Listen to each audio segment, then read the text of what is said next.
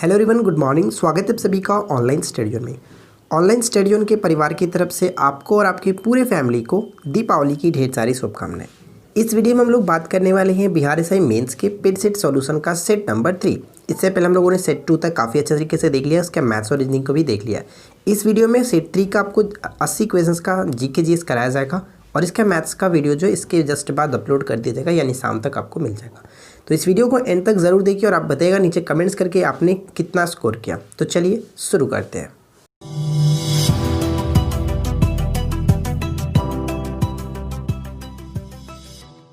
बनता है कि निम्नलिखित में से किसकी चाल्कोलिथिक एज कहा जाता है, यानी किसको चाल्कोलिथिक एज कहा जाता है, ये आपको बताना है। तो मैं आपको बता दूं कि चाल्कोलिथिक एज कह सकते हैं ताम्र पाषाण युग को। ऑप्शन हम यहाँ पे सी को टिक करेंगे, ठीक है। ताम्र पाषाण युग या फिर तांबा युग को कह सकते हैं, ठीक है। और ये हम कह सकते हैं कि जो तांबा पाषाण युग था ये नवपाषाण युग के जस्ट बाद शुरू हुआ था, ठीक है। ऑप्शन सी को टिक करेंगे। सेकंड क्वेश्चन ये कि उपनिषद शब्द का शाब्दिक रूप से अर्थ होता है, क्या होगा इस क्वेश्चन का सही आंसर। तो मैं आपको बता दूं कि देखिए उपनिषद शब्द का जो शाब्दिक अर्थ होता है वो पास बैठना होता है। ऑप्शन बी को टिक करेंगे। क्वेश्चन नंबर 3 क्या कह रहा है कि युगांतर पार्टी का नेतृत्व किसने किया था। युगांतर पार्टी का नेतृत्व जो है वो किसके द्वारा किया गया था। सही आंसर क्या होगा। करेक्ट आंसर है ऑप्शन ए, जतीन्द्र नाथ मुखर्जी, जिनको हम लोग बाघा जतीन के नाम से भी जाना जाता है, ध्यान रखेंगे। और ये बाघा जतीन यानी कि जतीन्द्र नाथ मुखर्जी जो है वो ब्रिटिश शासक के विरुद्ध एक कार्यकारी दार्शनिक जो कि क्रांतिकारी थे, ठीक है। और मैं आपको बता दूं कि जो युगांतर पार्टी था वो बंगाल में जो कि क्रांतिकारियों का एक प्रमुख संगठन माना जा रहा था, ये चीज़ आप याद रखेंगे। क्वेश्चन नंबर 4 में क्या कह रहे हैं कि लाहौर षड्यंत्र कांड में निम्नलिखित में से किस क्रांतिकारी को फांसी नहीं हुई थी। देखिए लाहौर षड्यंत्र कांड में जो कि फांसी नहीं हुई थी और वो थे बटुकेश्वर दत्त। ऑप्शन हम ए को टिक करेंगे। क्लियर। क्वेश्चन नंबर 5 कह रहे हैं कि 34वें सूरजकुंड अंतर्राष्ट्रीय शिल्प मेला 2020 का थीम राज्य कौन सा है। देखिए यहाँ से एक क्वेश्चन ये पूछा जा सकता है कि 34वें सूरजकुंड अंतर्राष्ट्रीय शिल्प मेला का आयोजन किस स्टेट में होता है। तो ये प्रत्येक वर्ष हरियाणा में आयोजन किया जाता है, लेकिन इसका थीम राज्य जो रहा वो 2020 का वो है हिमाचल प्रदेश। ऑप्शन बी को टिक करेंगे। नेक्स्ट क्वेश्चन, अगला पॉइंट कह रहा है कि मौर्य मंत्रिपरिषद में कौन राजस्व एकीकरण से करने से संबंधित था, यानी कि राजस्व जो एकीकरण करते थे वो कौन थे। करेक्ट आंसर क्या। Right answer will be option A, समाहर्ता, ठीक है। ऑप्शन हम ए को टिक करेंगे, समाहर्ता। अगला प्रश्न देखिए क्या कह रहा है, किस शासक ने पृथुव्या प्रथम वीर की उपाधि ग्रहण किया था। या फिर डायरेक्ट क्वेश्चन पूछा जाता है कि पृथुव्या प्रथम वीर की उपाधि किसकी थी या फिर किसने धारण था। करेक्ट आंसर क्या होगा। ऑप्शन बी, ठीक है, समुद्रगुप्त को, जिसको भारत का नेपोलियन के नाम से भी जाना जाता है। अगला प्रश्न, नेक्स्ट क्वेश्चन क्या है। देखिए अगला जो प्रश्न है बहुत अच्छा प्रश्न है, थोड़ा सा ध्यान से समझिएगा। क्या कह रहा है कि निम्नलिखित कथनों पर विचार करें और बताएं कि कौन सा कथन असत्य है, ठीक है, असत्य है। तो यहाँ पे 4 पॉइंट्स दिए गए, 4 ऑप्शंस को अच्छे से पढ़िए और उसके बाद बताइए कि जो ये राइट आंसर क्या होगा, किसे टिक करेंगे। चलिए हम एक एक करके देख लेते हैं। पहला पॉइंट्स में कह रहा है कि काशी के प्रसिद्ध कैलाश मंदिर का निर्माण जो कि नरसिंह वर्मन द्वितीय ने कराया, जिनको राजसिंह भी कहा जाता है। बिल्कुल सही है, कोई दिक्कत नहीं। सेकंड पॉइंट है कि काशी का प्रसिद्ध जो मंदिर है वो कर्नाटक में स्थित है। यहीं पे ये पॉइंट गलत हो जा रहा है क्योंकि ये कर्नाटक में नहीं तमिलनाडु में स्थित है, ठीक है। लेकिन बाकी पॉइंट्स में कोई दिक्कत नहीं, आप इसको अच्छे से पढ़ सकते हैं। यहाँ पे जो गलत किया गया वो ऑप्शन बी गलत किया गया। मंदिर के अग्रभाग का निर्माण महेंद्र वर्मन तृतीय ने पूर्ण कराया था। और पॉइंट्स 4 जो है मंदिर में देवी पार्वती और भगवान शिव के नृत्य को दर्शाया गया। ये सभी पॉइंट्स बिल्कुल सही है, ऑप्शन बी यहाँ पे गलत था, ठीक है ना। चलिए देखिए नेक्स्ट क्वेश्चन कह रहा है कि जगन्नाथ मंदिर के संबंध में कौन सा कथन सत्य है। तो 3 पॉइंट्स यहाँ पे दिए गए जगन्नाथ मंदिर के संबंध में। आप तीनों पॉइंट्स को अच्छे से पढ़ करके बताइए कि यहाँ पे सही आंसर क्या होगा, कौन सा कथन सत्य है। तो चलिए हम एक एक करके देखते हैं। पहला पॉइंट कह रहा है कि जगन्नाथ मंदिर जो उड़ीसा के पुरी जिले में स्थित है। बिल्कुल सही, कोई दिक्कत नहीं। यह मंदिर नागर शैली में निर्मित है। ये पॉइंट भी इंपॉर्टेंट होगा, ध्यान रखिएगा, नागर शैली में निर्मित है। थर्ड पॉइंट कह रहा है कि जगन्नाथ मंदिर भगवान श्री कृष्ण को समर्पित है। और ये सबसे इंपॉर्टेंट पॉइंट्स यहाँ पे बन सकता है, इस चीज़ को याद रखेंगे। यानी यहाँ पे तीनों के तीनों पॉइंट्स बिल्कुल सही दिए गए, इसलिए हम ऑप्शन डी को टिक करेंगे। 1 2 3 is the correct answer. Next question कह रहा है कि स्वतंत्रता आंदोलन के क्रांतिकारियों का पहला महत्वपूर्ण साहसिक कार्य बर्रा डकैती का स्थान कहाँ पे था। देखिए बर्रा डकैती जो है, इसको बर्रा कहीं कहीं लिखता है, कहीं कहीं बड्डा लिखता है, ठीक है, बड्डा। तो ये चीज़ याद रखेंगे। बड़ा ये जो है एक स्थान का नाम था और ये पूर्वी बंगाल में स्थित है। ठीक है, पूर्वी बंगाल में बड़ा या फिर बड़ा डकैती कह सकते हैं। तो करेक्ट आंसर ऑप्शन बी होगा, सॉरी ऑप्शन सी होगा, ध्यान रखिएगा। और अनुशीलन समिति ने 2 जून 1908 ईस्वी को यहीं पे जो कि ये डकैती डाली थी। ठीक है, बड़ा या फिर बर्रा कह सकते हैं। चलिए आगे की तरफ बढ़ते हैं। नेक्स्ट क्वेश्चन क्या कह रहा है कि एक तार में उत्पादित ऊष्मा की मात्रा किस पर निर्भर करती है? एक तार में उत्पादित ऊष्मा की मात्रा किस पर निर्भर करती है? लंबाई पर, पदार्थ और मोटाई, तीनों पर निर्भर करती है। ऑप्शन हम डी को टिक करेंगे, ऑप्शन डी बिल्कुल सही आंसर हो जाता है। अगला प्रश्न बनता है कि बृहस्पति ग्रह पर लाल धब्बे किस संकेत के सूचक हैं? बृहस्पति ग्रह पर लाल जो धब्बे हैं वो किस संकेत के सूचक हैं? और ये जो सूचक है वो अशांत बादल कह सकते हैं। Option C will be correct answer. ठीक है, अब देखिए यहाँ से एक क्वेश्चन और मैं आपको बता दूं कि बृहस्पति जो ग्रह है इसके उपग्रह जो है वो कौन कौन से, एक्चुअली सबसे इंपॉर्टेंट जो उपग्रह होता है गैनीमेड होता है, जो सबसे बड़ा उपग्रह। ठीक है, यानी कि हमारे सौरमंडल का सबसे बड़ा उपग्रह माना जाता है गैनीमेड को, जो बृहस्पति का एक उपग्रह। ठीक है, लेकिन और भी इंपॉर्टेंट जो पॉइंट्स से मैं आपको बता दूं, जैसे कि आयो इसी का एक उपग्रह है। उसी तरह से यूरोपा भी याद रखिएगा, यूरोपा तो बहुत बार पूछा भी जाता है। यूरोपा के साथ साथ कैलिस्टो भी आप याद रखिएगा, कैलिस्टो भी बृहस्पति ग्रह का ही उपग्रह है। ठीक है ना, चलिए अगला प्रश्न है। और आपको पता है कि बृहस्पति जो ग्रह है वो हमारे सौरमंडल का सबसे बड़ा एक ग्रह माना जाता है। ठीक है, नेक्स्ट क्वेश्चन। अगला पॉइंट है कि ग्रेट हिमालयन नेशनल पार्क किस राज्य में स्थित है? ग्रेट हिमालयन नेशनल पार्क किस राज्य में स्थित है? और ये जो पड़ता है हिमाचल प्रदेश में स्थित है। ऑप्शन सी को टिक करेंगे। संविधान के किस अनुच्छेद में नगर पालिका को परिभाषित किया गया? बताइए कि संविधान के किस अनुच्छेद में नगर पालिका को परिभाषित किया गया? आपको पता है कि 74वें संविधान संशोधन 1992 के द्वारा, जो कि 1 जून 1993 में ये प्रभावी हुआ था और उसी के अंतर्गत नगर पालिका को जोड़ा गया था। ठीक है, ये किस अनुसूची में? तो 12वीं अनुसूची में इसको जोड़ा गया, और जिसमें नगर पालिका को कार्य करने के कितने विषय प्रदान किए गए? तो कुल 18 विषय प्रदान किए गए। ये मोस्ट इंपॉर्टेंट पॉइंट है। ठीक है ना, ध्यान रखेंगे। और इसका संबंध है किस अनुच्छेद से? तो 243 के पी से संबंध है। ऑप्शन ए को टिक करेंगे। अगला प्रश्न बनता है कि निम्नलिखित में से किस सत्याग्रह आंदोलन में गांधी जी ने प्रत्यक्ष रूप से भाग नहीं लिया था? तो थोड़ा सा ध्यान दीजिएगा, यहाँ पे प्रत्यक्ष रूप से भाग नहीं लिया था, क्या होगा सही आंसर? तो चलिए हम इसके बारे में बात कर लेते हैं। देखिए सही आंसर होगा ऑप्शन सी, यानी कि वाइकोम सत्याग्रह। वाइकोम सत्याग्रह हुआ कब था? 1924 से 25 के मध्य हुआ था। इसमें क्या हुआ था कि सामाजिक अस्पृश्यता की कुप्रथा के विरुद्ध, जो कि त्रावणकोर यानी कि केरल का एक जगह था त्रावणकोर में, ये शुरू हुआ था। ठीक है, जिसका उद्देश्य ये था कि अहिंसावादी तरीके से सामाजिक अस्पृश्यता की कुप्रथा से मुक्त होना था। और इसी में कह सकते हैं कि गांधी जी ने प्रत्यक्ष रूप से भाग नहीं लिया था या फिर अप्रत्यक्ष रूप से भाग लिया था। ठीक है, ये मोस्ट इंपॉर्टेंट पॉइंट होगा, ध्यान रखिएगा। प्रत्यक्ष रूप से भाग नहीं लिया था वाइकोम सत्याग्रह में। Option C will be correct answer. और ये कहाँ हुआ था? केरल में हुआ था। अगला क्वेश्चन, नेक्स्ट क्वेश्चन बनता है कि भारत के कितने राज्य नेपाल के साथ अपनी सीमा साझा करते हैं?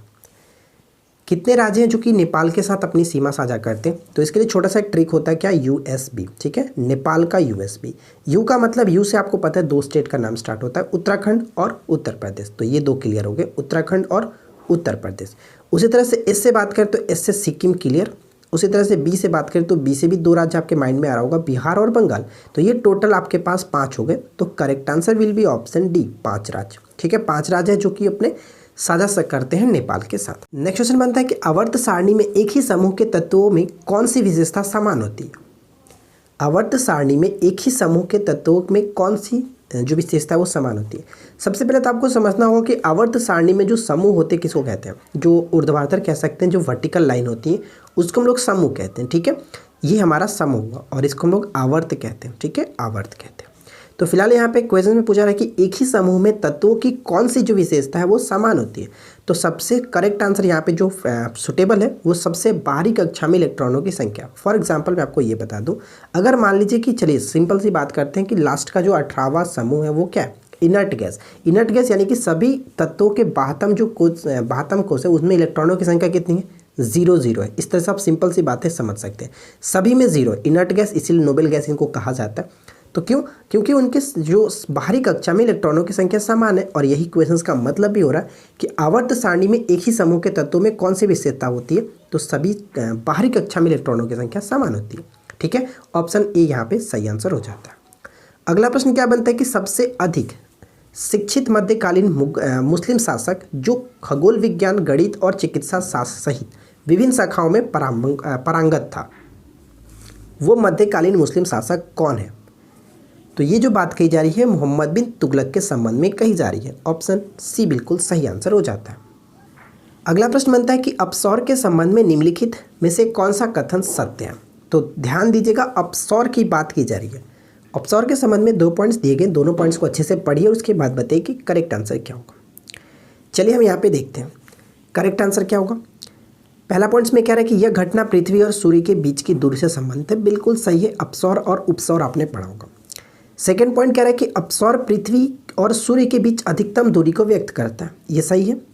तो मैं आपको बता दूं कि अपसौर जो होता है वो पृथ्वी और सूर्य के बीच जब अधिकतम दूरी होती है तब की बात को कही जाती है, यानी कि सेकंड पॉइंट बिल्कुल सही है, फर्स्ट पॉइंट भी बिल्कुल सही है। ठीक है, कोई दिक्कत नहीं।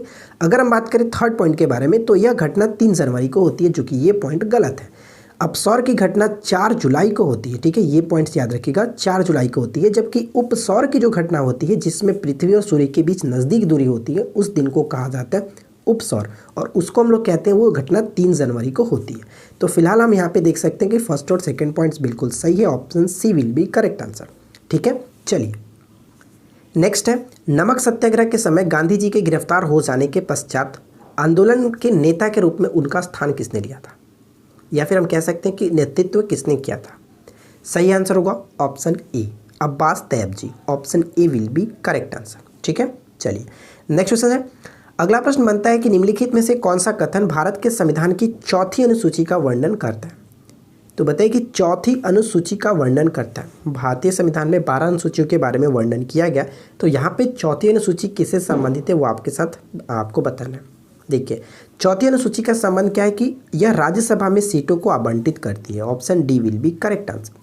बाकी पॉइंट्स को भी देख लेते हैं, जैसे संघ और राज्यों में जो कि शक्तियों का विभाजन 7वीं अनुसूची में किया गया, 3 सूची बनाई गई है, जिसे संघ सूची, समवर्ती सूची और एक राज्य सूची। तो इसमें 7वीं अनुसूची में ये बात कही गई है। संविधान में सूचीबद्ध भाषा है, तो 8वीं अनुसूची में 22 भाषाओं का उल्लेख किया गया, ये 8वीं सूची से संबंधित है। और इसमें जनजातीय क्षेत्रों के प्रशासन से संबंधित, तो जनजातीय क्षेत्रों के प्रशासन से संबंधित जो है वो 5वीं अनुसूची में बात की गई है, जबकि 6ठी अनुसूची में सिर्फ 4 राज्यों के बारे में जनजाति के प्रशासन से संबंधित है।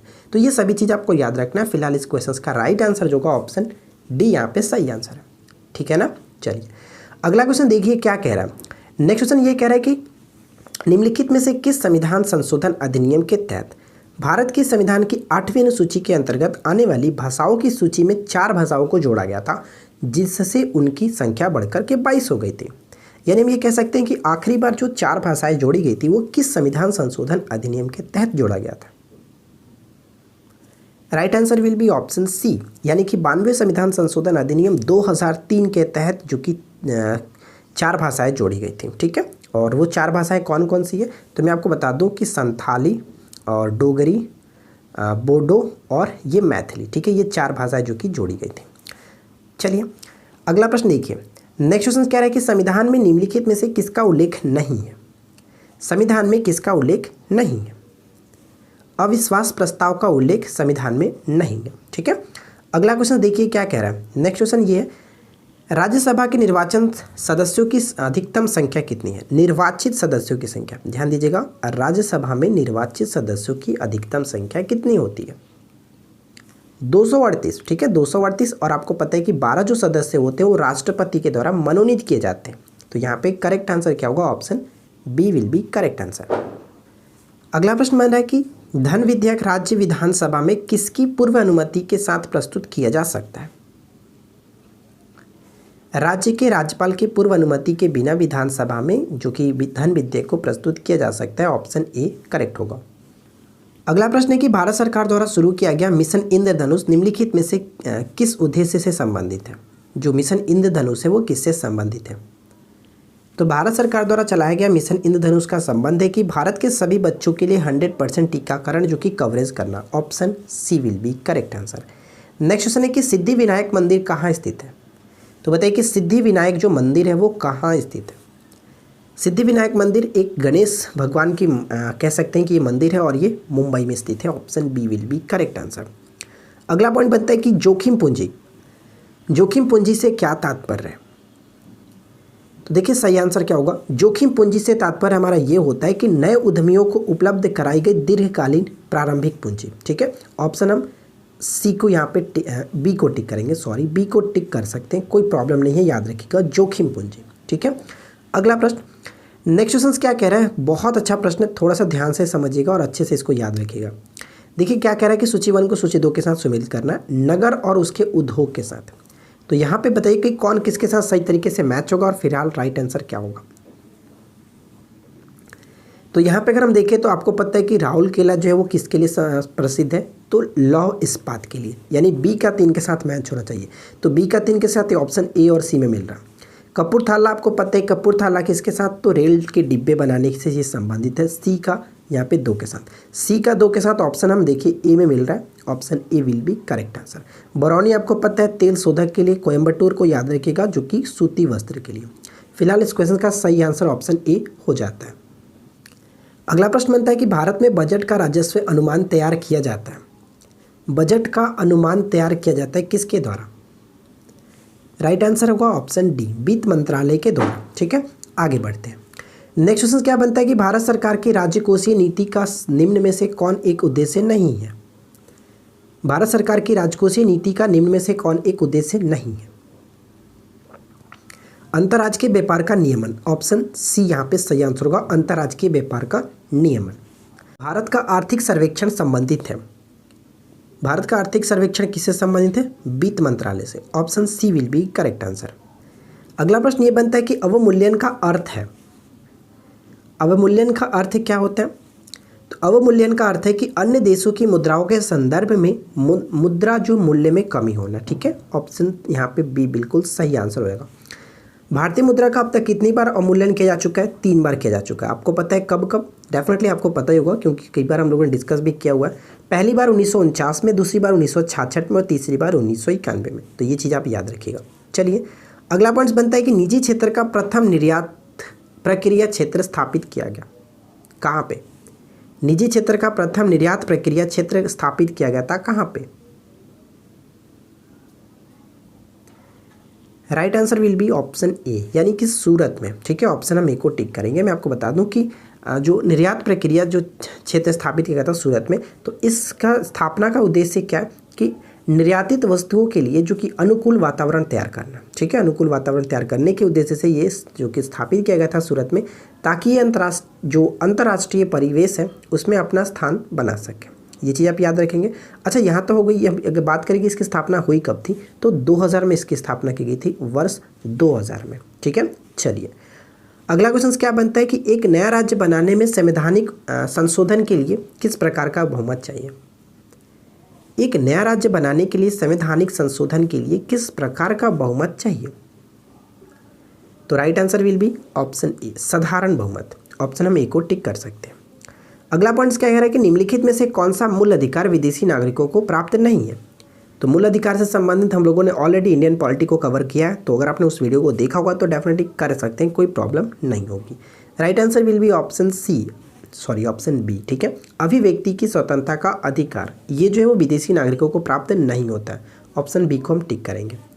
अगला प्रश्न क्या कह रहा है कि निम्नलिखित में से कौन सी रीट व्यक्तिगत स्वतंत्रता का ब्लू वर्क है। बहुत इंपॉर्टेंट क्वेश्चन है, इसको आप अच्छे से याद रखिएगा। जब भी व्यक्तिगत स्वतंत्रता से संबंधित रीट की बात आती है तो अक्सर देखिए ये क्वेश्चन पूछा जाता है। ठीक है, व्यक्तिगत स्वतंत्रता वाला जो रीट है ये डेफिनेटली पूछा जाता है। सही आंसर होगा बंदी प्रत्यक्षीकरण, ऑप्शन सी यहाँ पे सही टिक करेंगे। चलिए अगला प्रश्न क्या कह रहा है कि नीति निषेधक सिद्धांतों में से कौन सा सिद्धांत गांधीवादी विचारधारा पर आधारित नहीं है। तो देखिए गांधीवादी विचारधारा पर आधारित नहीं है, इसमें थोड़ा सा आपको समझना पड़ेगा। गांधीवादी विचारधारा पर जो शामिल किया गया है राज्य के नीति निषेधक सिद्धांत, वो कौन कौन से अनुच्छेद है, तो अनुच्छेद 40, अनुच्छेद 43 कह सकते हैं, 43, अनुच्छेद 46 और अनुच्छेद 47, 4। ठीक है, ग्राम पंचायतों का संगठन इसके अंतर्गत आता है, आर्टिकल 40 के अंतर्गत। अगर हम बात करें यहाँ पे सही आंसर क्या होगा, तो ऑप्शन बी को टिक करेंगे कि 14 वर्ष तक के सभी बच्चों के लिए अनिवार्य और निःशुल्क शिक्षा, ये इसके अंतर्गत नहीं आता है क्योंकि ये आर्टिकल 45 के अंतर्गत, और मैंने आपको जस्ट बताया कि आर्टिकल 40, 43, 46, 47 इसके अंतर्गत आते हैं। ठीक है, तो ये सभी इसी के अंतर्गत आते हैं, लेकिन ये इसके अंतर्गत नहीं आएगा। ऑप्शन हम बी को टिक करेंगे। चलिए आगे बढ़ते हैं और नेक्स्ट क्वेश्चन देखिए क्या कह रहा है। अगला प्रश्न है कि कार्यपालिका से न्यायपालिका के पृथक्करण का सिद्धांत संविधान के किस भाग में वर्णित है? तो आपको पता है कि कार्यपालिका से न्यायपालिका का पृथक्करण अनुच्छेद 50 में, और अनुच्छेद 50 जो है वो कहाँ से कहाँ तक आता है? तो राज्य के नीति सिद्धांत में 36 से 51 तक। तो यहाँ पे सही आंसर हम ऑप्शन सी को टिक कर सकते हैं। ठीक है ना। चलिए अगला प्रश्न देखिए क्या कह रहा है। नेक्स्ट क्वेश्चन ये कह रहा है कि भारत के उपराष्ट्रपति का चुनाव किया जाता है, भारत के उपराष्ट्रपति का जो चुनाव किया जाता है किस तरह से? तो आर्टिकल 66 के फर्स्ट के अनुसार कहा गया है कि उपराष्ट्रपति का निर्वाचित जो होगा वो निर्वाचन जो होगा संसद के दोनों सदनों के सभी सदस्यों से मिलाकर के गठित होगा। ऑप्शन हम यहाँ पे ए को टिक कर सकते हैं। ठीक है। और किस तरह से किया जाता है? तो निर्वाचन मंडल द्वारा अनुपातिक कह सकते हैं, अनुपातिक प्रतिनिधित्व पद्धति के अनुसार एकल संक्रमणीय मत द्वारा किया जाता है। ऑप्शन ए सही आंसर हो जाता है। क्वेश्चन नंबर 41 क्या कह रहा है कि पंचायती राज से संबंधित निम्नलिखित कथनों में से कौन सा सत्य नहीं है? तो देखिए पंचायती राज से संबंधित आपको यहाँ पे 4 पॉइंट्स दिए गए हैं और बताइए कि यहाँ पे कौन सा सत्य नहीं है। तो यहाँ पे जो सत्य नहीं है ऑप्शन डी सत्य नहीं है, क्योंकि 73वां संविधान संशोधन जो लागू हुआ था, प्रभावी हुआ था, वो कब हुआ था? 24 अप्रैल 1993 से। ठीक है, 24 अप्रैल 1993 से लागू हुआ था। यहाँ पे ये पॉइंट गलत है, बाकी तीनों में कोई दिक्कत नहीं, आप इसको अच्छे से याद रखिएगा। नेक्स्ट क्वेश्चन देखिए क्या कह रहा है कि निम्नलिखित में से कौन सही सुमेलित है? तो बताइए कि निम्नलिखित में कौन सही सुमेलित है? तो मैं आपको बता दूं कि यहाँ पे जो सही आंसर होगा ऑप्शन डी, इनमें से कोई भी ऐसा नहीं है जो कि सही सुमेलित है। तो गलत क्या क्या है चलिए देख लेते हैं। अनुच्छेद 17 का संबंध किससे? आपको पता है कि अस्पृश्यता के उन्मूलन से संबंधित है, जो कि ये पॉइंट गलत हो जाता है। अनुच्छेद 78 की बात करें, आर्टिकल 78 का संबंध किससे? तो प्रधानमंत्री का यह कर्तव्य होगा कि वह देश के प्रशासनिक और विधायिक मामलों तथा मंत्रिपरिषद के जो भी निर्णय होते हैं इसके संबंध में राष्ट्रपति को सूचना दे। ठीक है, अगर वो राष्ट्रपति उसको आवश्यक समझे तो यहाँ पे ये भी पॉइंट गलत है। संसद का गठन कब किस अनुच्छेद के तहत होता है? संसद का गठन 79 के तहत किया जाता है। ठीक है, और अगर बात करें यहाँ पे पॉइंट्स थे जो कि थर्ड क्यों गलत है, तो पॉइंट थर्ड गलत होने का कारण ये है, यहाँ पे जो संसद सदस्यों के वेतन से संबंधित जो बात कही गई है वो 106 के तहत है। आर्टिकल 106 के तहत कहा गया कि 1954 में जो बना एक कानून था उसमें सांसदों के वेतन निर्धारण किया गया था, उससे संबंधित है। सांसद सदस्यों के वेतन से संबंधित 106। ठीक है, तो यहाँ पे तीनों के तीनों पॉइंट्स गलत है, आप इसको अच्छे से याद रखिएगा। चलिए फिलहाल देखिए नेक्स्ट क्वेश्चन हमारा क्या दिया गया कि सूची 1 को सूची 2 के साथ मिलान करना है। यहाँ पे जो कि भाग दिए गए और उसका संबंध दिया गया, भाग का संबंध किससे? तो मैच करिए और बताइए कि क्या होगा सही आंसर। तो अगर भाग 9 के बारे में बात करें तो भाग 9 पंचायत से संबंधित है, यानी कि फर्स्ट का 3 के साथ मैच होना चाहिए। ऑप्शन ए हमारा बिल्कुल सही हो जाता है। भाग 8 के बारे में बात करें तो संघ राज्य क्षेत्र से संबंधित है। भाग 9 के क की बात करें तो ये नगर पालिका से संबंधित होता है। और उसी तरह से भाग 4 का आपको पता है कि मौलिक कर्तव्य इसके अंतर्गत आता है। तो कुल मिलाकर देखें तो ऑप्शन ए हमारा सही आंसर हो जाता है। अगला प्रश्न क्या बनता है कि भारतीय संविधान के निम्नलिखित में से किस भाग में सामाजिक और आर्थिक लोकतंत्र को सुनिश्चित किया गया? बताइए कि संविधान के निम्नलिखित में से किस भाग में सामाजिक और आर्थिक लोकतंत्र को सुनिश्चित किया गया? Right answer will be option C, राज्य के नीति निषेधक सिद्धांत। ऑप्शन सी को टिक कर सकते हैं। अगला प्रश्न बनता है कि गुजरात का ग्रैंड ओल्ड मैन के रूप में किसे जाना जाता है? देखिए गुजरात के ग्रैंड ओल्ड मैन के रूप में अब्बास तैबजी को जाना जाता है। ऑप्शन हम सी को टिक करेंगे। नेक्स्ट क्वेश्चन कह रहा है कि हमें गर्म कॉफ़ी की गंध एक दूरी से प्राप्त हो जाती है पर ठंडी कॉफ़ी की नहीं, यह इसलिए क्योंकि? ऐसा कारण क्या है? इसका कारण होता है कि उच्च तापमान पर अणुओं में उच्च गतिज ऊर्जा होती है तथा वे दूर तक जा सकते हैं। ऑप्शन ए बिल्कुल सही आंसर हो जाता है। अगला प्रश्न बनता है कि सूर्य की किरणों में उष्मीय प्रभाव का क्या कारण होता है? सूर्य की किरणों में उष्मीय प्रभाव का कारण क्या होता है? तो करेक्ट आंसर क्या होगा? Right answer will be option A, अवरक्त किरणें। अवरक्त किरणों की खोज हर्सेल ने की थी और आपको पता है कि अवरक्त किरणें एक प्रकार की उष्मीय विकिरण होता है। ठीक है, ऑप्शन ए को टिक करेंगे। क्वेश्चन नंबर 48 कह रहा है कि जब एक वस्तु से ऊष्मा उत्पन्न होती है तब अधिकतम उत्थान किसमें होता है? अधिकतम उत्थान उसके आयतन में होगा। ऑप्शन हम सी को टिक करेंगे। Option C will be correct answer. अगला प्रश्न क्या है कि जब किसी वस्तु को ऊष्मा दी जाती है तब उसके ताप में 100 डिग्री सेल्सियस का उत्थान होता है, तो वह ऊष्मा है। एक्चुअली यहाँ पे 100 डिग्री सेल्सियस नहीं होना चाहिए, 1 डिग्री सेल्सियस का उत्थान होता है। तो आपको बताना है कि वो ऊष्मा क्या है। तो उसको ऊष्मा को हम क्या कहते हैं? विशिष्ट ऊष्मा। ठीक है, विशिष्ट ऊष्मा, ऑप्शन हम डी को टिक करेंगे, विशिष्ट ऊष्मा। क्योंकि आपको पता है कि विशिष्ट ऊष्मा क्या होता है कि ऊष्मा की वह मात्रा जो उस पदार्थ के एक द्रव्यमान में जो कि एकांक तापमान की वृद्धि पे उत्पन्न होती है। ठीक है, ऑप्शन हम डी को टिक करेंगे। चलिए नेक्स्ट क्वेश्चन क्या कह रहा है कि ऑस्ट्रेलियन ओपन 2020 में महिला एकल का खिताब किसने जीता है? ऑस्ट्रेलियन ओपन 2020 में महिला एकल का खिताब किसने जीता है? सही आंसर क्या होगा? ऑप्शन ए, सोफिया केनिन। ठीक है, ऑप्शन ए को टिक करेंगे, सोफिया केनिन। अगला प्रश्न बनता है कि भारत में राष्ट्रीय ऊर्जा संरक्षण दिवस को कब मनाया जाता है? भारत में राष्ट्रीय ऊर्जा संरक्षण दिवस को कब मनाया जाता है? और ये प्रत्येक वर्ष 14 दिसंबर को मनाया जाता है। ऑप्शन बी को टिक करेंगे। अगला प्रश्न है कि निम्नलिखित राज्यों में से किसके पास विधान परिषद है? तो बताइए कि विधान परिषद जो है इनमें से किसके किसके पास है? तमिलनाडु के पास विधान परिषद नहीं है। करेक्ट आंसर होगा कर्नाटक और तेलंगाना। ऑप्शन हम डी को टिक कर सकते हैं। नेक्स्ट क्वेश्चन क्या है कि महारानी विक्टोरिया का घोषणा पत्र इलाहाबाद में किसने पढ़ करके सुनाया था? 1858। ठीक है, 1 नवंबर 1858 को उद्घोषणा हुआ था कि कंपनी के शासन को जो समाप्त करके भारत का जो शासन है वो कह सकते हैं कि ब्रिटिश क्राउन के अधीन कर दिया गया था। इस घोषणा में ये बात कही गई थी, जिसको पढ़ करके सुनाया गया था लॉर्ड कैनिंग के द्वारा। Option B will be correct answer. Allahabad में ये पढ़ करके सुनाया गया था। सबसे अधिक समय तक भारत का वायसराय कौन था?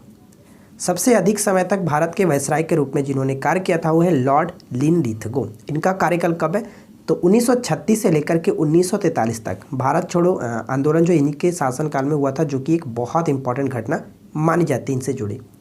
अगला प्रश्न है कि निम्नलिखित में से किसने 1872 में नेटिव मैरिज एक्ट को पारित कराने में महत्वपूर्ण भूमिका निभाई थी? महत्वपूर्ण भूमिका निभाई गई थी केशव चंद्र सेन के द्वारा। Option C will be correct answer. और इसके अंतर्गत था क्या कि लड़कियों की जो आयु थी वो निर्धारित की गई थी 14 वर्ष, उससे कम नहीं होना चाहिए 14 वर्ष, और जो लड़के थे उनकी आयु निर्धारित की गई थी 18 वर्ष, तभी शादी हो सकती थी। क्वेश्चन नंबर 56 है कि किसने कहा कि यदि भगवान अस्पृश्यता को सहन करते हैं तो मैं उन्हें कभी भगवान नहीं मानूंगा? ये जो कथन था किसका था? बाल गंगाधर तिलक। ऑप्शन बी बिल्कुल सही आंसर हो जाता है। नेक्स्ट क्वेश्चन कह रहा है कि बंगाल में ब्रिटेन की वस्तुओं के बहिष्कार का सुझाव सर्वप्रथम किसने दिया था? बंगाल में ब्रिटेन की वस्तुओं का बहिष्कार का सुझाव सर्वप्रथम किसने दिया था? सही आंसर है ऑप्शन सी, कृष्ण कुमार मित्र ने। ठीक है, कृष्ण कुमार मित्र ने बंगाल विभाजन के प्रस्ताव के विरोध में अपनी जो इनकी पुस्तक थी बांग्ला पत्रिका संजीवनी में लिखा था इन्होंने। 23 जुलाई 1905 को सर्वप्रथम सुझाव ये दिया गया था। ठीक है, देखिए नेक्स्ट क्वेश्चन क्या कह रहे हैं। अगला प्रश्न बनता है कि बंगाल का विभाजन मुख्यतः किया गया था। बंगाल का विभाजन मुख्यतः किया गया था बंगाली राष्ट्रवाद को दुर्बल करने के लिए। ऑप्शन सी बिल्कुल सही आंसर है। अयस्क के ताप उपचार के प्रयोग को जिसमें गलाना और पकाना शामिल है क्या कहते हैं? अयस्क के ताप उपचार के प्रयोग को जिसमें गलाना और पकाना शामिल है उसे क्या कहते हैं? तो पायरोमेटालर्जी। ऑप्शन हम डी को टिक करेंगे, pyrometallurgy. Option D will be correct answer. Next प्रश्न बनता है कि शरीर के साथ संपर्क में स्पिरिट ठंडी अनुभूति देती है क्योंकि वह। शरीर के संपर्क में स्पिरिट जो है वो ठंडी अनुभूति देती है, इसका कारण क्या? अत्यंत वाष्पशील है। ऑप्शन सी बिल्कुल सही आंसर होगा। नेत्रों का परीक्षण एल्केलाइड के किस तनुकृत घोल से पुतलियों को फैला करके किया जाता है? सही आंसर होगा ऑप्शन बी, एट्रोपिन। देखिए एट्रोपिन एक प्रकार का कह सकते हैं कि दवाई है जो कि इंजेक्शंस के फॉर्म में दिया जाता है, और इसके अंतर्गत होता है क्या कि ये क्या करता है कि जो आँख की पुतली उसको चौड़ा कर देता है और उसके बाद आँखों का परीक्षण किया जा सकता है। ऑप्शन हम बी को टिक करेंगे। अगला प्रश्न बनता है कि बीकन प्रकाश के रूप में प्रयुक्त निष्क्रिय गैस है। बीकन प्रकाश के रूप में जो प्रयुक्त निष्क्रिय गैस है वो कौन है? Right answer will be option D यानी कि नियॉन। ठीक है, ऑप्शन डी को टिक करेंगे, नियॉन गैस। अगला प्रश्न बनता है कि आहार नाल एक लंबी नली है जो विस्तृत है। आहार नाल एक लंबी नली है जो विस्तृत है, कहाँ से कहाँ तक? तो मुख से लेकर के गुद्दा तक। ऑप्शन डी को टिक करेंगे। अगला प्रश्न बनता है कि आहार में लवण का मुख्य उपयोग क्या है? आहार में लवण का मुख्य उपयोग क्या होता है? तो मैं आपको बता दूं कि आहार में लवण का जो मुख्य उपयोग होता है वो होता है भोजन को स्वाद देना। ठीक है, ऑप्शन डी को टिक कर सकते हैं, भोजन को स्वाद बनाना। ठीक है, क्या होता है कि लवण के स्वाद को पहचानने के लिए मानव के जीभ पर, आपको पता है कि ह्यूमन जो मानव का जीभ है उस पर क्या होता है कि विशेष प्रकार की स्वाद कलिकाएँ होती है। और मैंने आपको बताया था इससे पहले वाली वीडियो में इस तरह से कि जो इधर लेफ़्ट और जो राइट है यानी कि पार्श्व में जो साइड है उसमें क्या होता है कि नमकीन और जो क्या कह सकते हैं नमकीन और ये खट्टा इसके अंतर्गत पता चलता है। और पीछे जो होता है यानी कि पश्च जो भाग होता है उसमें तीखा, और सामने का जो भाग होता है अग्र भाग उसमें मीठा का पहचान होता है। यहाँ पे स्वाद कलिकाएँ होती है जिससे ये पता चलता है। तो फिलहाल सही आंसर होगा ऑप्शन डी। अगला प्रश्न बनता है कि एंजाइम के प्रोटीन भाग को क्या कहते हैं? एंजाइम के प्रोटीन भाग को क्या कहते हैं? एपो एंजाइम कहा जाता है, ऑप्शन सी को टिक करेंगे, एपो एंजाइम। नेक्स्ट प्रश्न देखिए क्या दिया गया। अगला प्रश्न बनता है कि सूची 1 को सूची 2 के साथ सुमेलित करना है। तो यहाँ पे बताइए कौन किसके साथ सही तरीके से मैच होगा। तो देखिए आयोडीन से संबंधित यहाँ पे क्या देख सकते हैं, गलगंड यानी कि घेंगा रोग। ठीक है, आयोडीन की कमी से होता है। ए का 3 के साथ कहाँ पे मैच हो रहा है? ए का 3 के साथ 2 ऑप्शंस मिल रहे हैं। आयरन की कमी से क्या होता है? रक्ताल्पता हो जाता है यानी कि बी का फर्स्ट के साथ, तो बी का फर्स्ट भी आगे मिल रहा है। आपको पता है कि जो विटामिन B12 होता है, विटामिन B12 से क्या होता है? विटामिन B12 से हम कह सकते हैं यहाँ पे विटामिन B12 से प्राणसी जो कि रक्ताल्पता का संबंध ही होता है। ठीक है, यानी कि डी का 2 के साथ यहाँ पे मैच होना चाहिए। तो डी का 2 के साथ यहाँ पे आप मैच करा सकते हैं, या फिर नियासिन से संबंधित पेलाग्रा रोग आप यहाँ पे भी मैच कर सकते हैं। तो करेक्ट आंसर जो होगा ऑप्शन डी को टिक करेंगे, ऑप्शन डी सुटेबल है। अगला प्रश्न देखिए क्या नेक्स्ट क्वेश्चन बनता है कि निम्नलिखित में से कौन सी सबसे मीठी शर्करा है? सबसे मीठी शर्करा कौन सी है? सबसे मीठी शर्करा के रूप में फ्रक्टोज कह सकते हैं, फ्रुक्टोज या फिर फ्रक्टोज। ठीक है, ऑप्शन बी। अगला प्रश्न है कि निम्न में से कौन सी गाय की नस्लें नहीं है? तो गाय की नस्ल इनमें से कौन सी नहीं है? तो वो है भदावरी। भदावरी जो कि एक भैंस की नस्ल है, ऑप्शन डी को टिक करेंगे। अगला प्रश्न बनता है कि मक्के में परागण कैसे होता है? मक्के में जो परागण होता है वो किस तरह से होता है? मक्के में परागण होने का जो होता है वो हवा द्वारा संकरण परागण से होता है, ऑप्शन सी बिल्कुल सही आंसर है। अगला प्रश्न बनता है कि सेचुरा मरुभूमि किस देश में स्थित है? सेचुरा मरुभूमि जो किस देश में स्थित है? पेरू में, और पेरू की राजधानी क्या है? लीमा, याद रखिएगा। चलिए नेक्स्ट क्वेश्चन देखिए। अगला पॉइंट बनता है कि यदि कोई व्यक्ति मौलिक अधिकारों के उल्लंघन के लिए उचित कार्यवाही करके सर्वोच्च न्यायालय का रुख कर सकता है, इसमें एक प्रावधान है। सर्वोच्च न्यायालय में एक रुख रख सकता है, किसके अंतर्गत ये प्रावधान है? तो देखिए सर्वोच्च न्यायालय के अंतर्गत जो बात की जाती है वो यहाँ पे मौलिक अधिकार से संबंधित उल्लंघन के लिए उचित कार्रवाई के लिए सर्वोच्च न्यायालय की बात की जाए तो अनुच्छेद 32 होगा, संवैधानिक उपचारों का अधिकार। ठीक है, ऑप्शन हम बी को टिक करेंगे। लेकिन अगर यहाँ पे बात उच्च न्यायालय की जाती तो वो आर्टिकल 226 के अंतर्गत आ जाता। चलिए आगे की तरफ बढ़ते हैं। देखिए नेक्स्ट क्वेश्चन क्या कह रहा है। अगला पॉइंट है कि नोवा मुंडी जो है वो कहाँ अवस्थित है? नोवा मुंडी कहाँ अवस्थित है?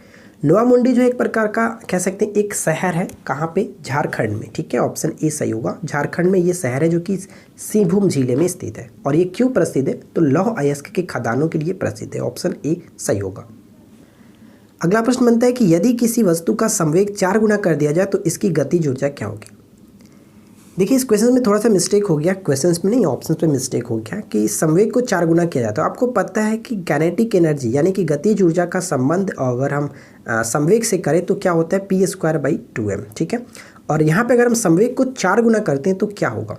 इसको मानते हैं कि 1 है ke1, अगर हम ke2 निकालें और इसको संवेग ke2 निकालें, देखिए अगर हम संवेग को 4 गुना करते हैं तो 4 गुना करें यानी कि ये सबका 16 होगा। ठीक है, 4 चौका 16 p² और इस तरह से यहाँ पे 2m। ठीक है, अगर इसको हम तो इधर कर दें और यहाँ पे p² और 2m के जगह पे ke रखें, ke1, तो ये कितना गुना हो जा रहा है? जो ke2 है वो पहले के 16 गुना हो जा रहा है, यानी ऑप्शन हमारा मैच नहीं कर रहा है। यहाँ पे ऑप्शन एक हो रहा चाहिए था 16 गुना, जो कि हम कह सकते हैं ये हमारा ऑप्शन मैच नहीं कर रहा है। एक्चुअली आपने तरीका समझ लिया किस तरह से निकाला जाएगा। चलिए अगला पॉइंट बनता है कि अमराबाद टाइगर रिजर्व किस राज्य में है? अमराबाद टाइगर रिजर्व किस राज्य में?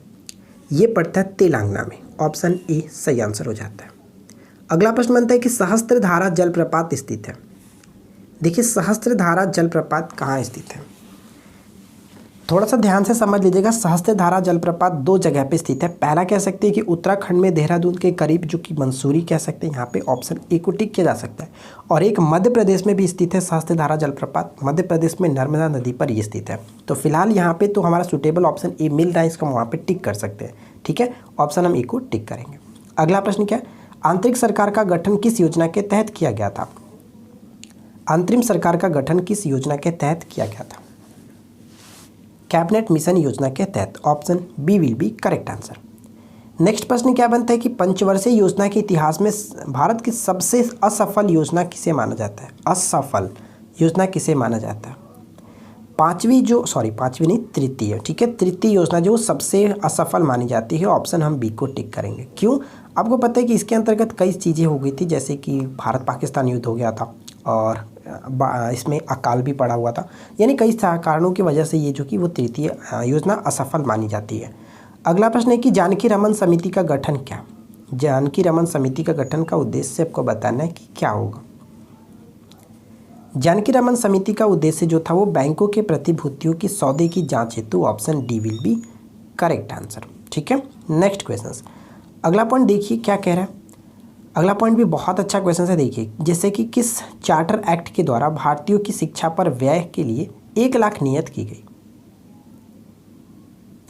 तो देखिए इस क्वेश्चन का सही आंसर क्या है कि 1 लाख नियत की गई थी, तो वो है 1813 का चार्टर अधिनियम के तहत। Option A will be correct answer. Next प्रश्न क्या बनता है कि पंडित जवाहरलाल नेहरू कितनी बार कांग्रेस के अध्यक्ष जो कि निर्वाचित हुए थे? पंडित जवाहरलाल नेहरू कितनी बार कांग्रेस के अध्यक्ष निर्वाचित हुए थे? तो कुल 3 बार हुए थे। कब कब वो भी बात कर लेते हैं। पहली बार 1929 में लाहौर अधिवेशन, जिसमें पूर्ण स्वराज की मांग की गई थी। उसी तरह से 1936 में सेकेंड बार, ठीक है, कहाँ पे? लखनऊ में। और थर्ड जो था 1937। ठीक है, और ये फेमस इसलिए भी था क्योंकि पहली बार चूँकि ये गाँव में आयोजन किया गया था, फैजपुर। ठीक है, फैजपुर। अब फैजपुर कहाँ पे पड़ता है? देखिए फैजपुर 2 जगह पे, महाराष्ट्र में भी है और ये बंगाल में भी है, लेकिन ये जो अधिवेशन हुआ था ये बंगाल में हुआ था। ठीक है, ऑप्शन हम यहाँ पे ए को टिक करेंगे। Option A will be correct answer. तो मुझे उम्मीद है कि आप लोग को आज की वीडियो ज़रूर अच्छी लगी होगी। वीडियो अच्छी लगी तो लाइक कीजिए, अपने दोस्तों के साथ शेयर कीजिए, और इसका मैथ्स का सोल्यूशन आपको बहुत जल्द अपलोड कर दिया जाएगा, तो थोड़ा सा वेट कर सकते हैं। तो मिलते हैं नेक्स्ट वीडियो में किसी नए टॉपिक के साथ। Thanks for watching, keep learning, have a good day.